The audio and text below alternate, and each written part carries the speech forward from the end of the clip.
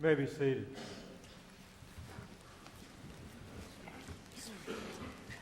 Generally a debate among clergy. Sometimes it's an internal debate with ourselves, sometimes with others, about whether to do a homily or to preach on occasions like this, when we have such a wonderful, dramatic reading that in its own way reaches into our lives. I'll let you decide if this is a homily or a sermon or if I'm preaching. And as usual, what, if anything, you want to do with it. But the way I've come to terms with that is I do something briefly on Palm Sunday, and then I just let Maundy Thursday speak for itself. With the actions there, it's so much more dramatic. But as I began to think about this time together, and as I began to think about next week, I have to admit I cannot not think about Easter at this point. It's just occupational hazard. That I began to think about how that there are two primary feast days of the year to which we have larger attendance and when you're most likely to invite people. One is Easter and the other is Christmas. Now we know that you invite folks to come to the Christmas Eve service for the foolishness of seeing the rector in wings. And you just want to kind of show that off. And of course, partly Easter may be because you think he may show up in a bunny outfit. I'm not going to tell you. But the reality is that those are two very important feast days, Easter historically being the longest one that we've had. And in those feast days, we have great celebration.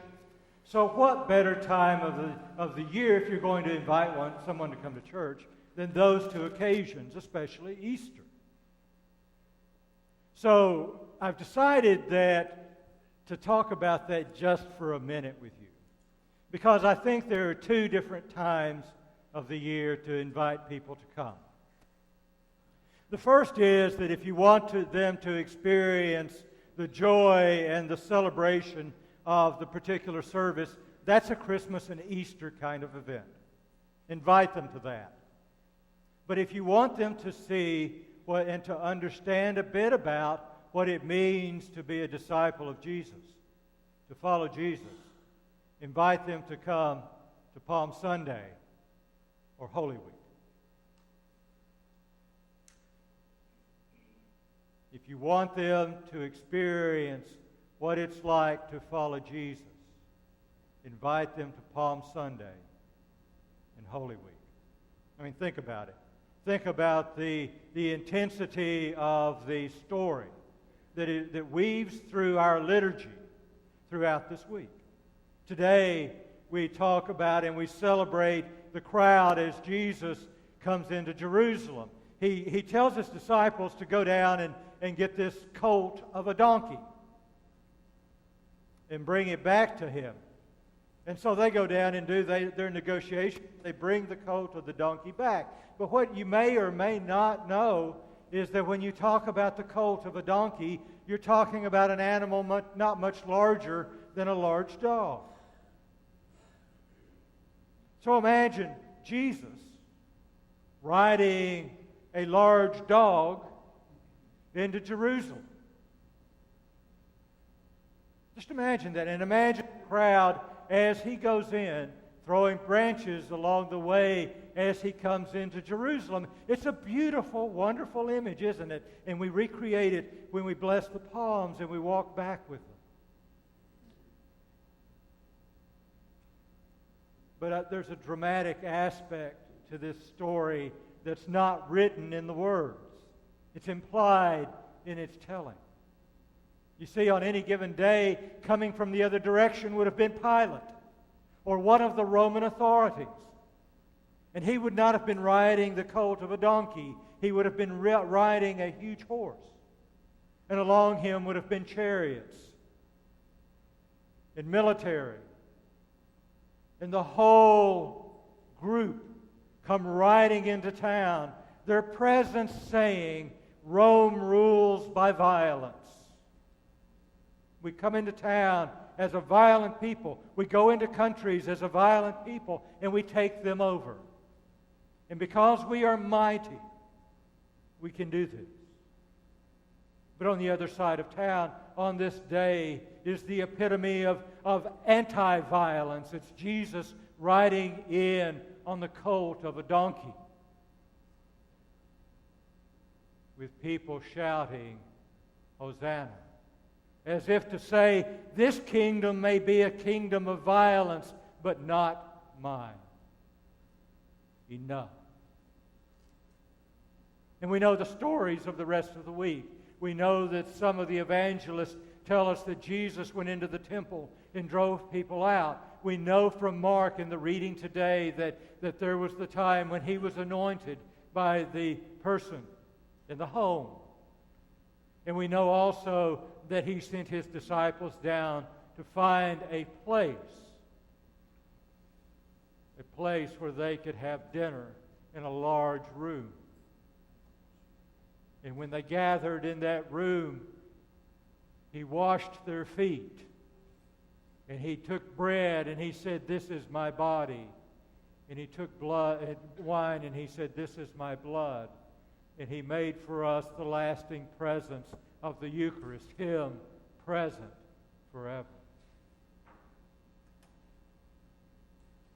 And then we know what happens on Good Friday. We know that even on Thursday evening in Gethsemane, when Peter drew his sword and cut off the centurion's ear, Jesus says, none of that. None of that.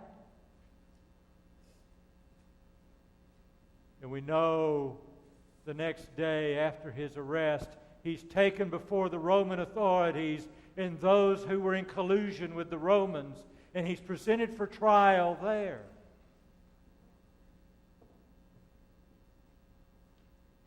And when it comes to them and the question is raised, the crowd that on Sunday yelled, Hosanna, says, crucify him.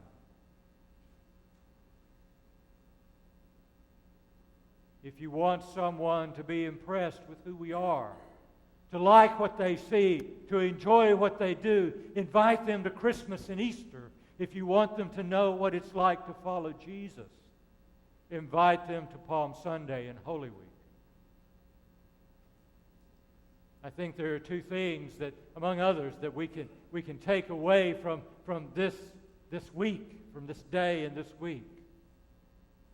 The first is that if we truly follow Jesus, there will be a time when we fall into disfavor because we take a stand or we do something that may not be what the general population thinks is proper, but we know is right. The second thing that you and I may gain from this time, this Holy Week, as we gather together and hear these stories, is this: that maybe, just maybe, at some point in our lives may be demanded of us as faithful people. But more importantly, it is through the activities and life of Jesus in this Holy Week that we have life, and that we have it abundantly. It is in the gathering of this time, it is in our celebration of these events that we are reminded that through his life and death, Jesus said to us, God is always with you. Walk whatever street and every road you have to walk. Go through whatever pain you must go through. God has gone through it before you. Die when you die. God has died before you. But now God lives to walk with you every day. If you want to invite people to a grand celebration, invite them to Christmas or Easter. But you know what?